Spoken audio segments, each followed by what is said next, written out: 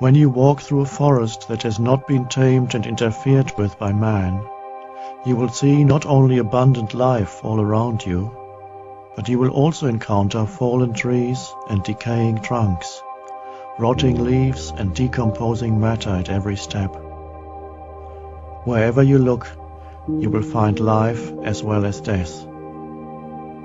Upon closer scrutiny, however, you will discover that the decomposing tree trunk and rotting leaves not only give birth to new life, but are full of life themselves. Microorganisms are at work. Molecules are rearranging themselves.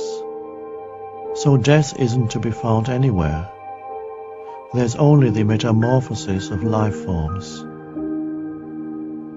What can you learn from this? Death is not the opposite of life.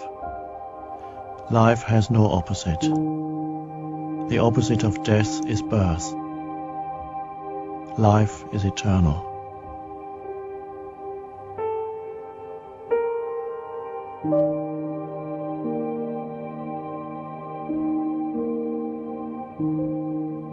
Sages and poets throughout the ages have recognized the dreamlike quality of human existence.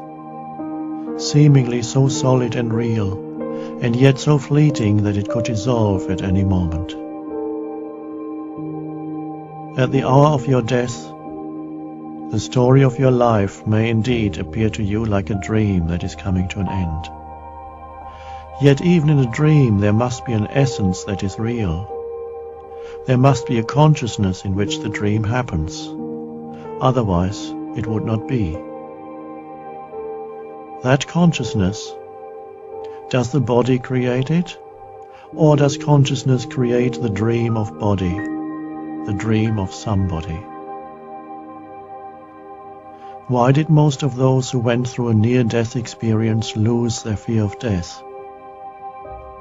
Reflect upon this.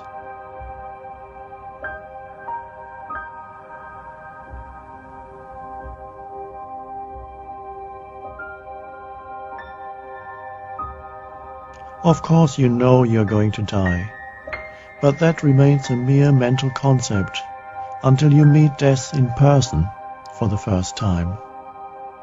Through a serious illness, or an accident that happens to you or someone close to you, or through the passing away of a loved one, death enters your life as the awareness of your own mortality. Most people turn away from it in fear. But if you do not flinch and face the fact that your body is fleeting and could dissolve at any moment, there is some degree of disidentification, however slight, from your own physical and psychological form, the me.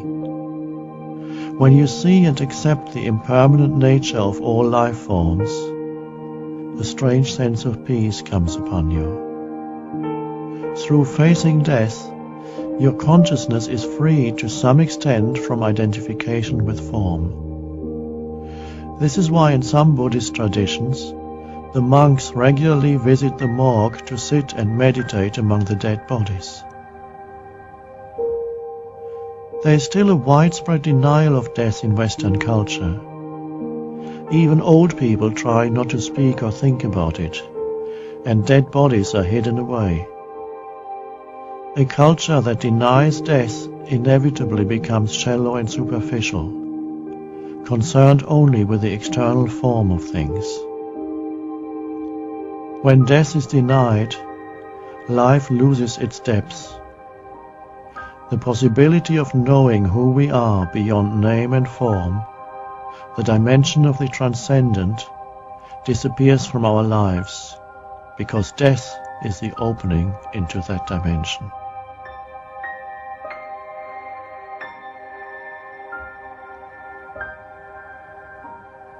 People tend to be uncomfortable with endings, because every ending is a little death.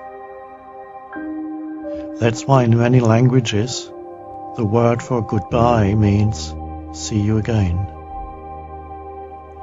Whenever an experience comes to an end, a gathering of friends, a vacation, your children leaving home, you die a little death. A form that appeared in your consciousness as that experience dissolves. Often this leaves behind a feeling of emptiness that most people try hard not to feel, not to face. If you can learn to accept and even welcome the endings in your life, you may find that the feeling of emptiness that initially felt uncomfortable turns into a sense of inner spaciousness that is deeply peaceful. By learning to die daily in this way, you open yourself to life.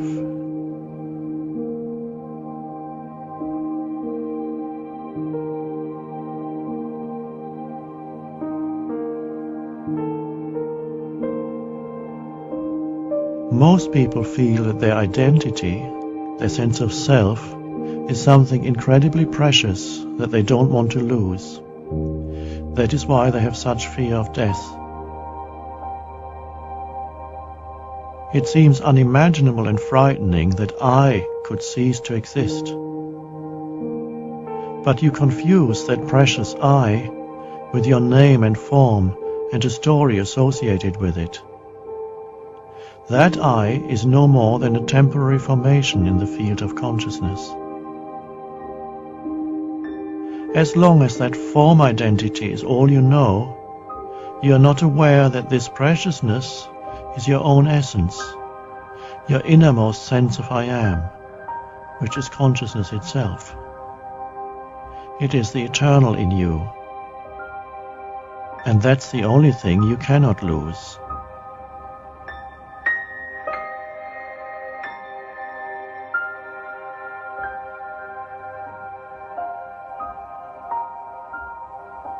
Whenever any kind of deep loss occurs in your life, such as loss of possessions, your home, a close relationship, or loss of your reputation, job, or physical abilities, something inside you dies. You feel diminished in your sense of who you are. There may also be a certain disorientation. Without this, who am I?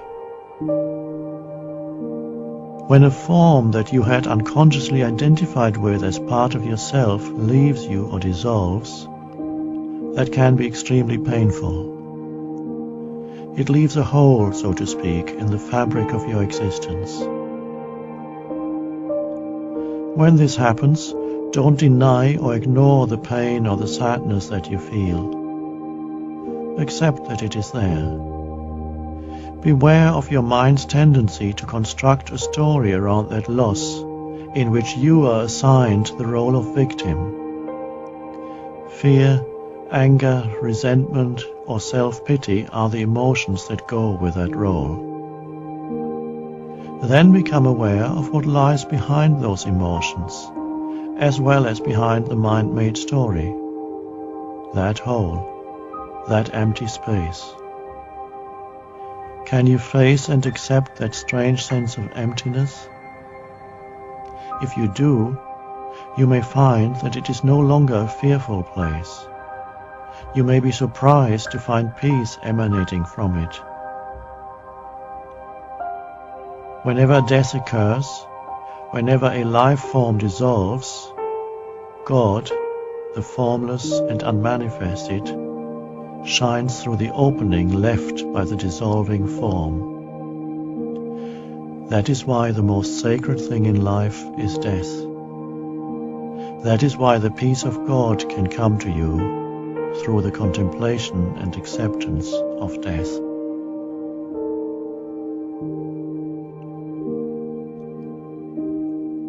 How short-lived every human experience is.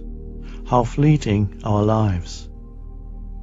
Is there anything that is not subject to birth and death? Anything that is eternal? Consider this. If there were only one color, let us say blue, and the entire world and everything in it were blue, then there would be no blue. There needs to be something that is not blue so that blue can be recognized. Otherwise it would not stand out, would not exist. In the same way, does it not require something that is not fleeting and impermanent for the fleetingness of all things to be recognized?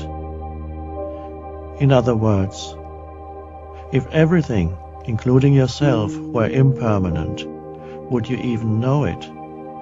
Does the fact that you are aware of and can witness the short-lived nature of all forms, including your own, not mean that there is something in you that is not subject to decay? When you are 20, you are aware of your body as strong and vigorous. 60 years later, you are aware of your body as weakened and old. Your thinking, too, may have changed from when you were 20.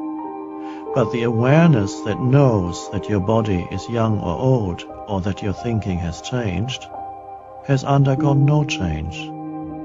That awareness is the eternal in you, consciousness itself. It is the formless one life. Can you lose it? No, because you are it.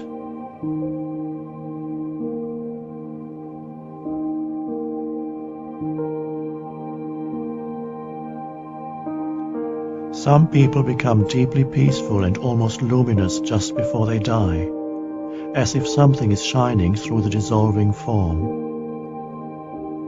Sometimes it happens that very ill or old people become almost transparent, so to speak, in the last few weeks, months, or even years of their lives. As they look at you, you may see a light shining through their eyes. There's no psychological suffering left.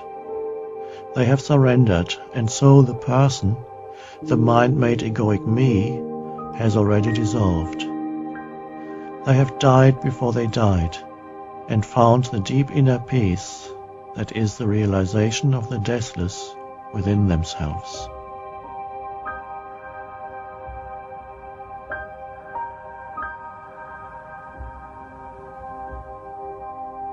To every accident and disaster there is a potentially redemptive dimension that we are usually unaware of.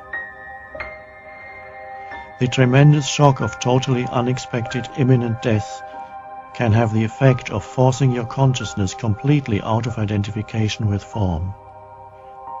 In the last few moments before physical death, and as you die, you then experience yourself as consciousness free of form. Suddenly, there's no more fear, just peace and a knowing that all is well, and that death is only a form dissolving.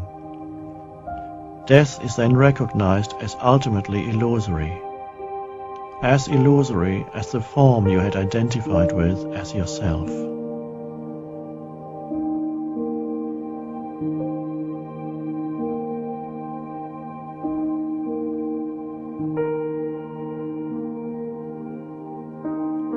Death is not an anomaly or the most dreadful of all events, as modern culture would have you believe, but the most natural thing in the world, inseparable from and just as natural as its other polarity, birth.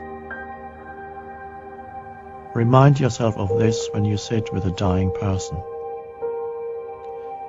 It is a great privilege and a sacred act to be present at a person's death as a witness and companion.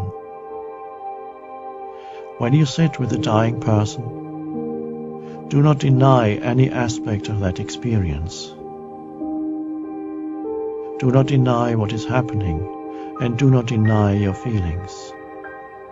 The recognition that there's nothing you can do may make you feel helpless, sad, or angry.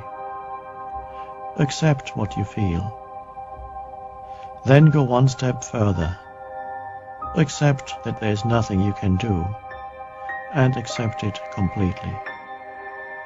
You are not in control. Deeply surrender to every aspect of that experience, your feelings as well as any pain or discomfort the dying person may be experiencing. Your surrendered state of consciousness and the stillness that comes with it will greatly assist the dying person and ease their transition. If words are called for, they will come out of the stillness within you, but they will be secondary. With the stillness comes the benediction. Peace.